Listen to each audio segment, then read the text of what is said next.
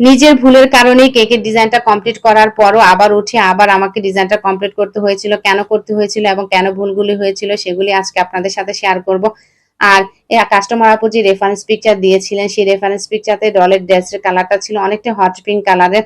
আমি নর্মালি দুইটা মোবাইল দিয়ে কাজ করি, একটা মোবাইল দিয়ে ভিডিও করি এবং আরেকটা দিয়ে রেফারেন্স পিকচার দেখে কেকের কাজটা করে থাকি। রেফারেন্স পিকচার দিয়ে যে মোবাইলটা দিয়ে কাজ করে দেখে সেই মোবাইলটাতে ওই দিন চার্জ না থাকার কারণে আমি একবার দেখে চোখের আন্দাজে কেকের ক্রিমের কালারটা করে নিয়েছিলাম এবং ডলের ড্রেসটা ডিজাইনটাও কমপ্লিট করে নিয়েছিলাম। কমপ্লিট করার পর যখন দেখলাম যে রেফারেন্স পিকচারের সাথে অনেকটাই মিলছে না, তখন আমি সাথে সাথে আপুকে একটা পিকচার সেন্ড করেছিলাম, যদি আপু দেখে বলে যে আর করতে হবে না তাহলে ভেবেছিলাম যে আর করব না।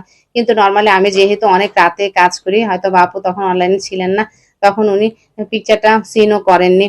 আর কিন্তু এদিক দিয়ে অনেক রাতও হয়ে গিয়েছিল, আমার ঘুমও আসছিল না, মনে অস্থির লাগছিল। পরবর্তীতে আপুর অপেক্ষা না করে আবার উঠে ক্রিমটাকে চেঞ্জ করে অনেকটা রেফারেন্স পিকচারের কাছাকাছি এনে তারপর আমি আবার ডলের ড্রেস ডিজাইনটা করে নিয়েছিলাম।